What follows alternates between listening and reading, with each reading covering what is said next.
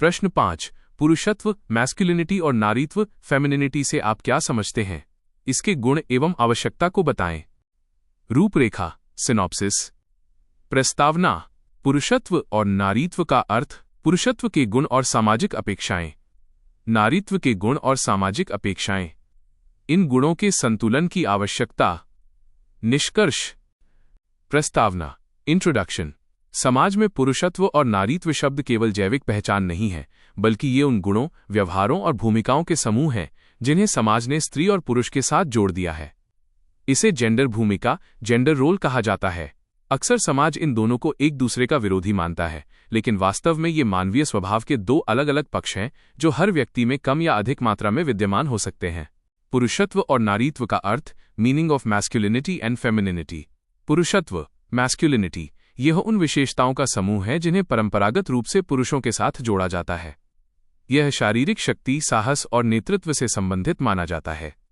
नारीत्व, femininity, ये उन गुणों का समूह है जिन्हें समाज महिलाओं के लिए उपयुक्त मानता है। यह संवेदनशीलता, ममता, धैर्य और देखभाल से संबंधित माना जाता है। पुरुषत्व के गुण और सामाजिक अपेक्षाएं। Traits of masculinity. परंपरागत समाज में पुरुषत्व के निम्नलिखित गुण माने गए हैं।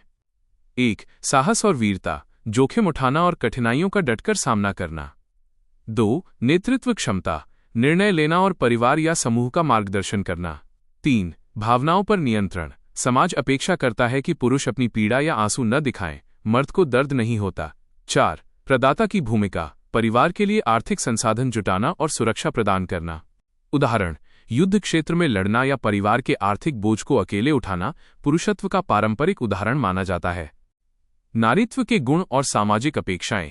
Traits of femininity. परंपरागत रूप से नारीत्व के निम्नलिखित गुण स्वीकार किए गए हैं। 1. सहानुभूति और ममता, दूसरों के दर्द को समझना और निस्वार्थ प्रेम करना। 2. धैर्य और सहनशीलता, विषम परिस्थितियों में भी शांति बनाए रखना। 3. सहयोग और सेवा, परिवार के सदस्यों की देखभाल करना और सामंजस्य बिठाना। 4. कोमलता और सौंदर्य, व्यवहार और अभिव्यक्ति में सौम्यता रखना। उदाहरण, बच्चों का पालन पोषण करना और घर के माहौल को शांतिपूर्ण बनाए रखना नारीत्व का पारंपरिक उदाहरण माना जाता है। इन गुणों के संतुलन की आवश्यकता। Need for balance. वर्तमान समय में पुरुषत्व और नारीत्व की इन रूढ़िवादी दीवारों का टूटना अनिवार्य है। एक सर्वांगीण विकास के लिए एक पुरुष में यदि नारीत्व के गुण जैसे दया और संवेदनशीलता हों तो वो एक बेहतर पिता और इंसान बनता है। इसी प्रकार एक महिला में पुरुषत्व के गुण जैसे साहस और निर्णय लेने की क्षमता हो तो वह समाज में आत्मनिर्भर बनती है। 2. सामाजिक समानता के लिए, जब हम इन गुणों को लिंग से मुक्त कर देते हैं तो भेदभाव समाप्त हो जाता है। उदाहरण, एक पुरुष रसोइया शेफ और एक महिला फाइटर पायलट दोनों ही इस बात का प्रमाण हैं कि गुण किसी लिंग की बपौती नहीं है।